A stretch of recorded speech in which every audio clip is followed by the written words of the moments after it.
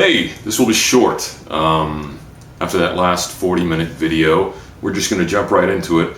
I got my Alesis A6 cleaned up a little bit, so we're going to test it out, see how it sounds. And what I want to focus on is just do a little bit about the filter.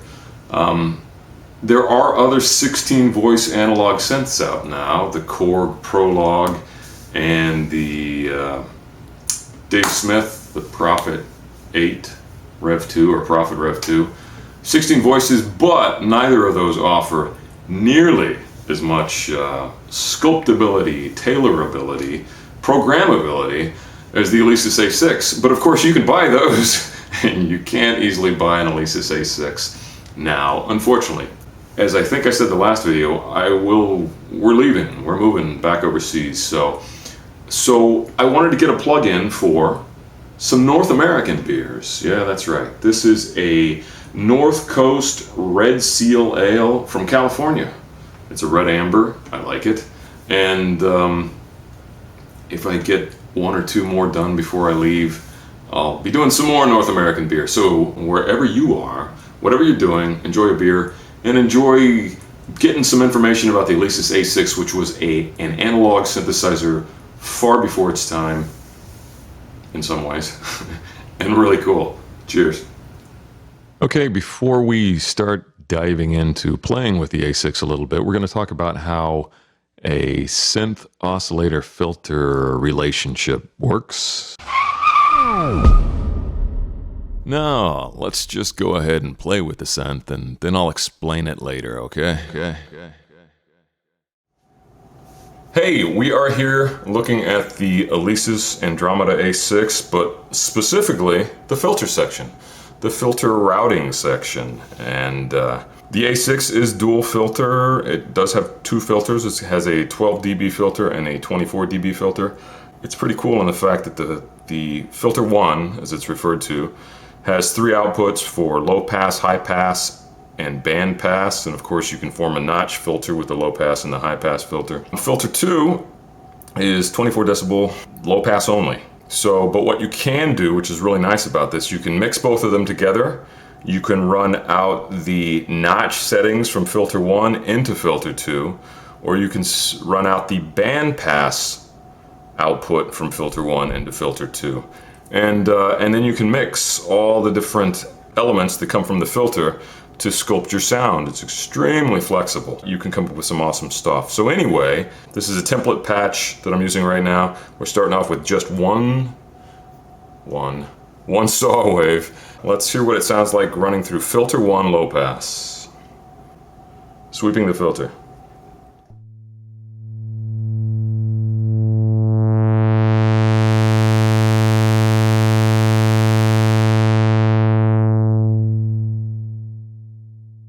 And that is with just the low pass filter mixed in.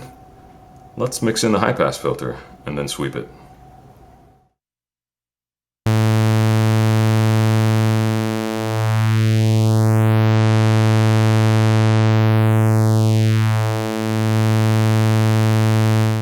Let's take the low pass out and sweep it with just the high pass.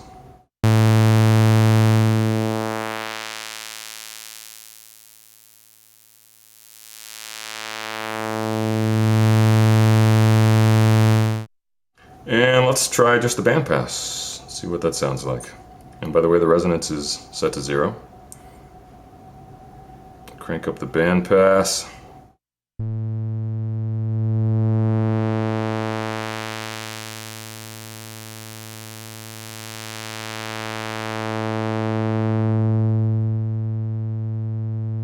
So anyway, it's a pretty good sounding filter. Let's go ahead and then just try it with the filter 2 low pass.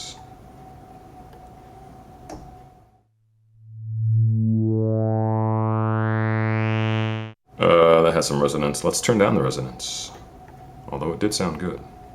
Okay, filter 2, 24 dB, low pass only, filter sweep.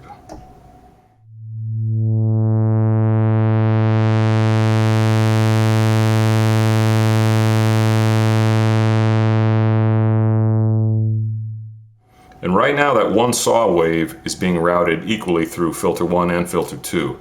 and the outputs from filter 1 and filter 2 are being controlled by the post-filter mix.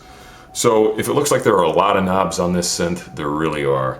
And again, as much, I can't say, now that I know substantially more than I did 10, 15 years ago, I can't say that I programmed this as much as I tweaked it. I would alter a lot of patches. There was very few that I actually did from the ground up, that I built from the ground up.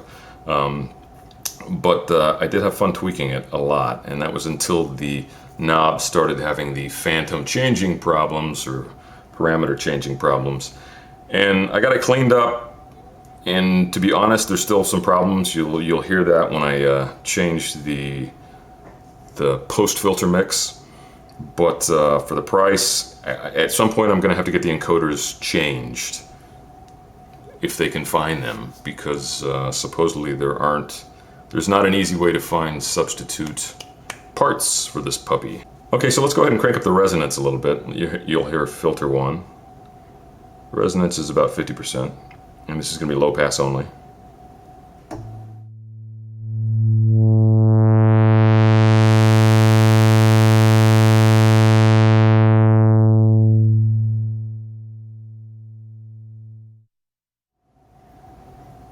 High pass only, 12 dB.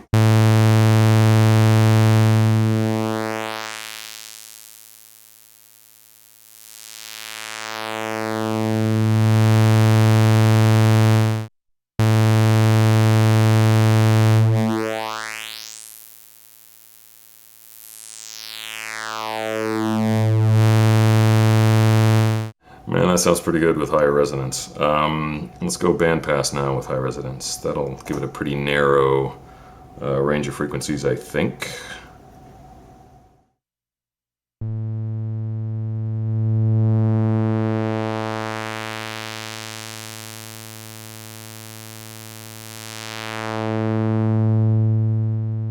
Okay, let's crank up the resonance a little bit.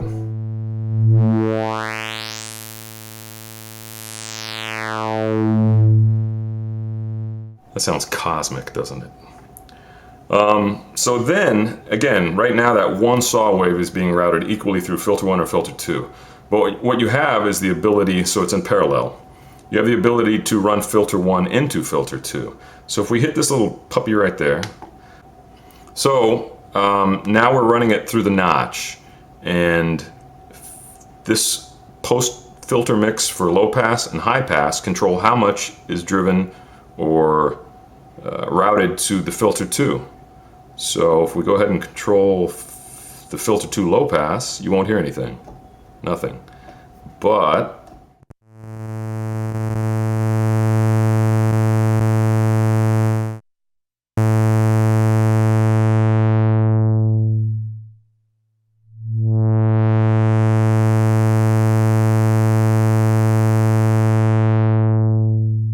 so right now that is the notch filter coming out of filter 1 being routed into filter 2.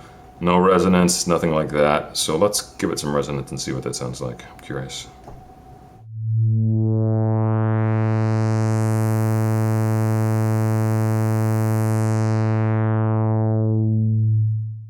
Kind of cool. Let's give it some resonance up here.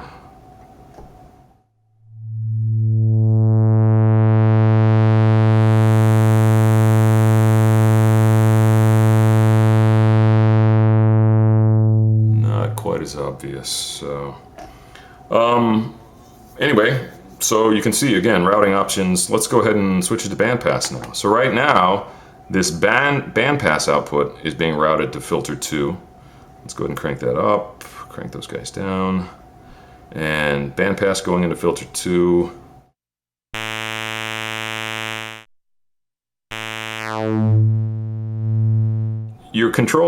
You're sculpting the frequency content, the harmonic content of that one saw wave initially through filter 1, bandpass, and then into filter 2, which again is just low pass, but it lets you sculpt some cool stuff.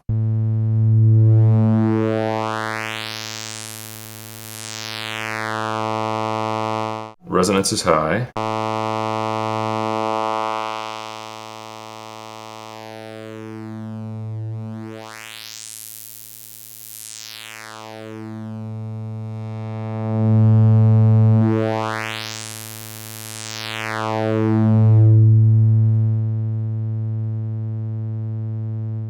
again, super cool. It gives you a lot of flexibility. It's, man, I wish more synthesizers had this level of programmability, I guess I could say.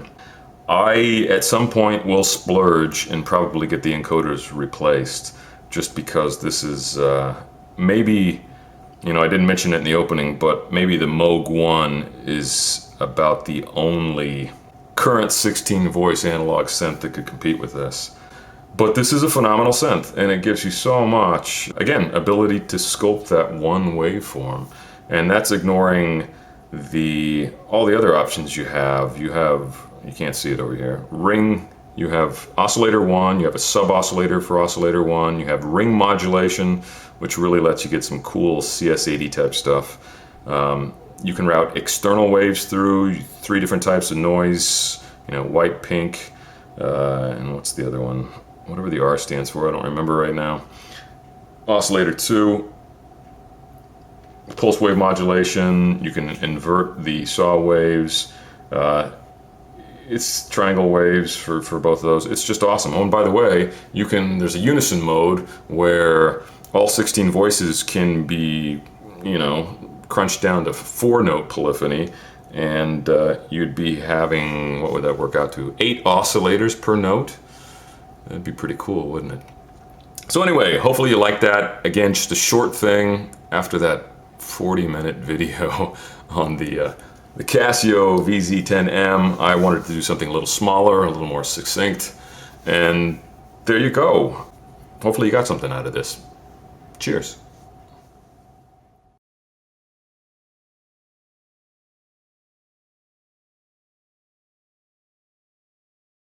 With most synths that use subtractive synthesis, you have at least one oscillator wave that passes through a filter, and the filter subtracts or filters out the harmonics of that wave.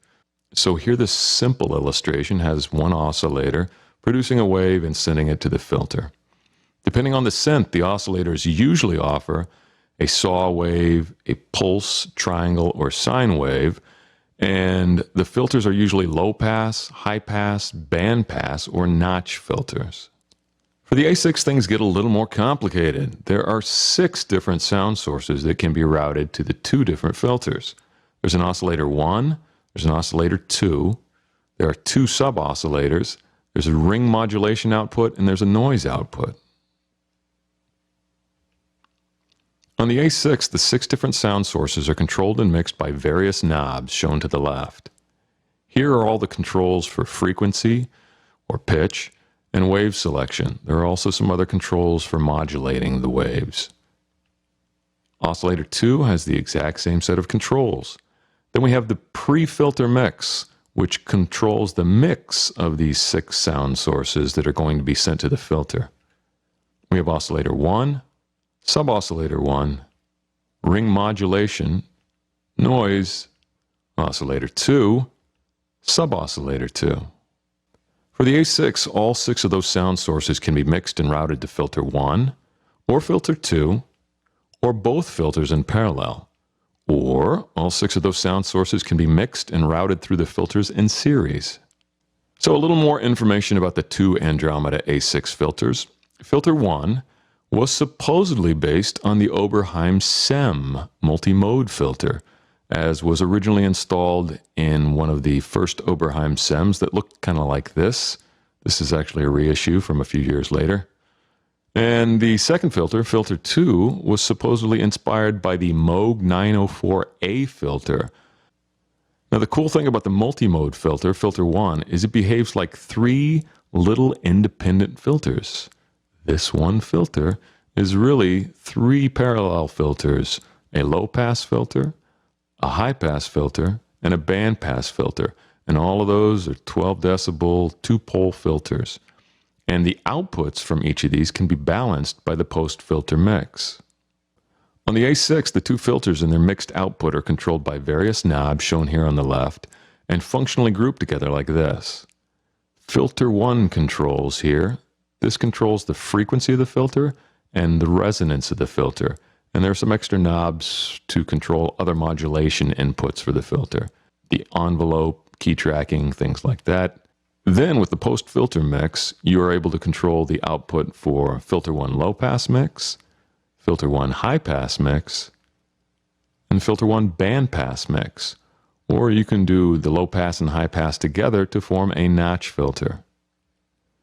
Filter 2 offers the exact same controls as filter 1, frequency, resonance, and then modulation from an envelope or key tracking settings. And then there's only one knob controlling the output for filter 2. So this little button right here, labeled the F2 input, controls what is routed to filter 2, either the output directly from the oscillators or the output from filter 1. The F2 input has 3 settings: mix, notch, and BP, which of course stands for bandpass. So let's look at how the oscillators or any sound source would route through the filters with those 3 different settings. Let's look at the mix F2 input first.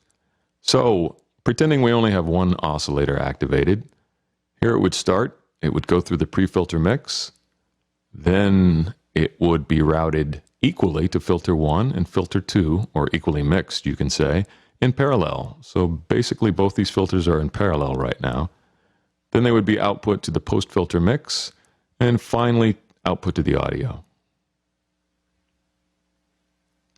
So for the notch F2 input setting, it's a little bit different here, but let's start with our first oscillator going into the pre-filter mix. Now this time, everything that comes from the pre-filter mix will be sent only to filter 1. And remember, filter 1 does act like 3 little parallel low-pass, high-pass, and bandpass filters. So that all gets sent to the post-filter mix. Then from there, the low-pass and high-pass outputs get routed all the way back around into the input of filter 2.